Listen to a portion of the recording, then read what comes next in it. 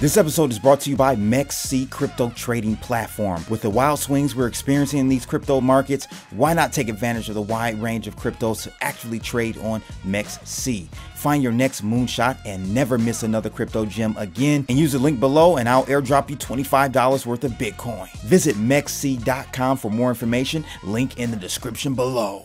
This my two Satoshis, who need 2 cents when they can get double from stacking Toshis, yeah. Hola, and buenos dias, G&Gs. I am Trekker2Ks, and this is my two Satoshis, brought to you here on Crypto Blood TV, aka CBTV. And if you don't know, the basic idea is I cover some things that could be crypto related, might not be crypto related, but I still give my 2 Satoshis on it. And I just want to say thank you folks who have been tapping in and taking time to watch what we're pushing out here on CBTV. Especially thank you for the comments, thanks for the shares, thanks for the thumbs up. I even appreciate the thumbs down. I also appreciate the lurkers who, sit and watch and don't say anything. I appreciate y'all too. But let's just jump into these stories right now. And so the first story, I think I was talking to Litecoin Lisa, or it might have been somebody else. But this kind of caught my attention just on the end of when I seen Thundercats, I was like, are we talking about the music person or are we really talking about the cartoon? Bottom line is, if you're in the 80s range or 80s baby, late 70s baby, you know Thundercats, right? So Thundercats writer murder trial begins in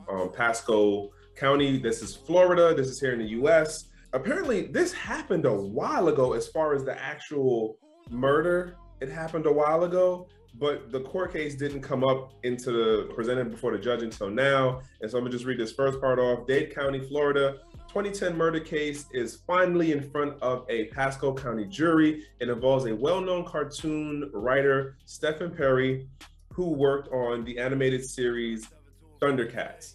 And I don't know, it kind of got me on the end of, wow, this dude was a part of my childhood and I had no idea he existed. There's a number of people who are part of my childhood and adulthood for that matter, who have no idea that they exist. But I just thought to throw this story out there. There's not really much to say about this. Basically, the prosecution is like, this guy named Davis and his wife who was living in Perry's converted garage apartment. The gentleman, James Davis, was the one who actually committed the act. But the lawyer defenders are saying, hey, it wasn't my guy. There's other evidence that kind of says it might have been somebody else, AKA it might have been the ex-girlfriend who he had an order of protection against. And just to think, the people who make these TV shows, who make these things that entertain us, they have regular lives. They go through the regular ups and downs, relationships and financing and stuff like that. Just saying, in reading this, it just kind of hit me with wow, they have regular lives too. But it is just wow, that person contributed to my childhood. All right, I'm just gonna move on. It's not crypto related in no way, but it just is something that caught my attention. So let's jump into something that is crypto related. U.S. Senator Loomis and Gillibrand set to propose crypto oversight bill next month. So now this came out towards the end of May. And so the idea is that they're going to go public with the quote details of this bipartisan bill that a Republican, Loomis, and a Democrat, Gillibrand, worked on to put together. I'm going to say this. Let me get up close with y'all. Personally, I do not know Loomis or Gillibrand.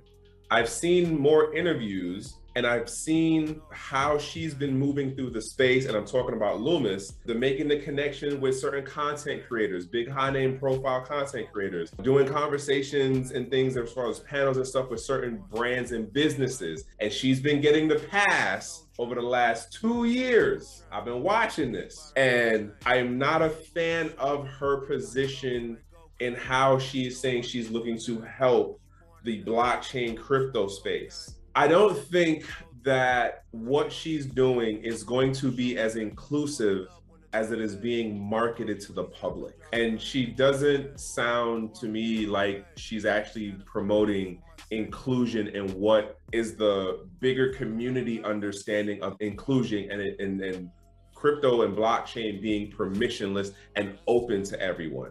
Now, granted, what she's doing and what she's proposing is in relation to the more business side of it, but you're talking about regulating the businesses that the public is going to end up using. That's where I look at what she's doing and go, I don't think it's really going to help what people think it's going to help. But let's get into this article. So I'm going to read the highlighted parts and, throw in. So Christine Gillibrand and Cynthia Loomis, who are both speaking at Consensus 22. That's a whole nother thing about in regards to who's speaking at Consensus. Anyhow, have been at work for months on this bipartisan legislation, which they said they expect to make public in June, an unveiling that has slipped later and later over the recent months.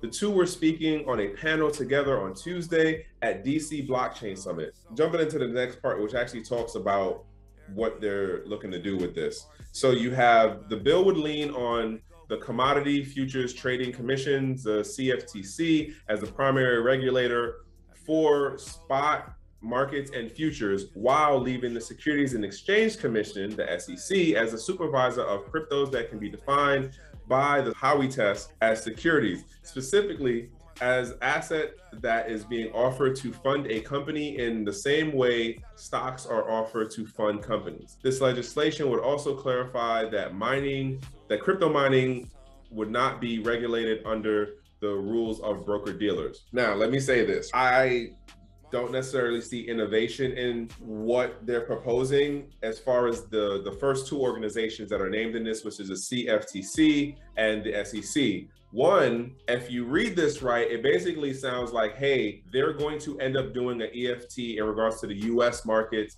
and then crypto as the larger space will be influenced like how precious metals is influenced in the paper markets. Arguably, that will bring a level of stability to the market, but it'll also mean that there will be a new whole shitstorm of manipulation that can be done, just like what's done in the precious metals markets, based on the paper value, not the actual real world asset value. That's my little two Satoshis on that part. Then as far as the SEC still being able to have authority over it, we're still using antiquated definitions to define a whole new technology that gives us a whole different type of use case. But we're not talking about the technology. They're pigeonholing how you understand the use case. That's my other issue with this. I will say, as far as the part with the mining part of it, yeah, this actually does look to be a good thing as far as like the technology is open for everyone to be able to mine this thing. So how would you even go after and enforcing everyone being a broker dealer? How do you jump into other country jurisdictions? My point being is there sounds to be some good stuff to this, but for the most part, because I think that she is in a position of looking to, this is my phrasing of this, weaponize Bitcoin and weaponize cryptocurrency as a bigger industry, because I've heard her make the nationalistic slip-ups and comments. And if you're looking at it from that standpoint of how do we keep our economic system in a more dominant position and in traditional American mindset, that's basically what you have to end up doing. You have to weaponize your economy. You have to weaponize your currency. She comes from that position. That's why I'm not a fan of her. But maybe I just might be reading it wrong and putting words in her mouth. I don't know. Maybe I haven't watched enough of her interviews to hear how she's about having it be open to everyone, and that it will be an equaling technology for all people to have a better economic stability. Maybe I might have missed those interviews. I don't know. But nonetheless, I'm gonna stop beating that horse. Again, I'm not jumping in on Gillibrand because I haven't watched any of her stuff or gone through any of what she said.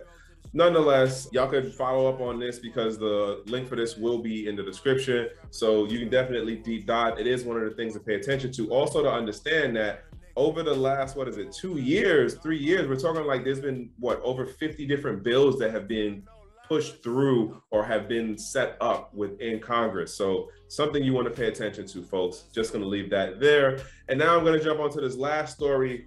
I read this and then I was like, wait, I also didn't go through the highlights part yet, but FTX, Bankman-Fried pitches CFTC on directly clearing customers' crypto swaps. And so I'm not gonna lie, like the business acumen of this dude is off the chain. He's definitely trying to run through and use the technology to break down X amount of traditional walls of how things are done in the financial sector. I'm not saying no to that. The dude is definitely on point with things, but there are other things that I see how he moves and how the company as a whole is moving, that they are not as inclusive as it is marketed.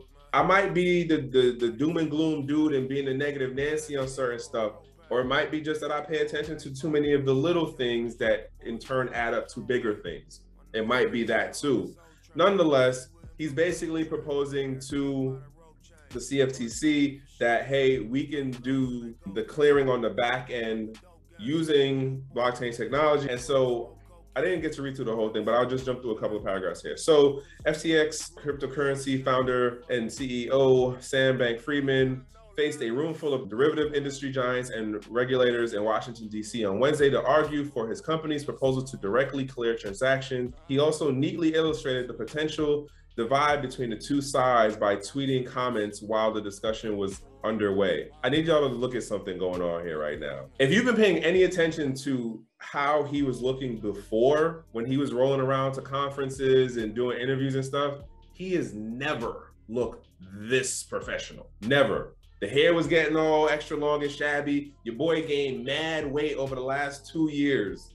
If you look at his back 2 years ago picture and then look now. So he eating good, but he also stressing like crazy because he dealing with a lot of money now. He dealing with a whole new level of regulatory talk. I'm not knocking him for that. I'm just saying your man went in corporate DC mode with the way he dressed up here right now. The bottom line is you got the industry incumbents like, no, we can't let him do that because if he does it, it's going to be dangerous. And what they're really saying is if he comes in and he's able to do it at a lower cost, if he's able to do it with more efficiency, and he's able to deal with the scaling level, that's going to mess up our whole business model. That's the bottom line of what he was proposing and then how they were counter arguing why the CFTC should not let FTX into clearing customer stuff on the back end. The link for this is going to be in the comments, so you can definitely read through on the full article. Again, FTX is definitely making moves. I'm not saying they're not.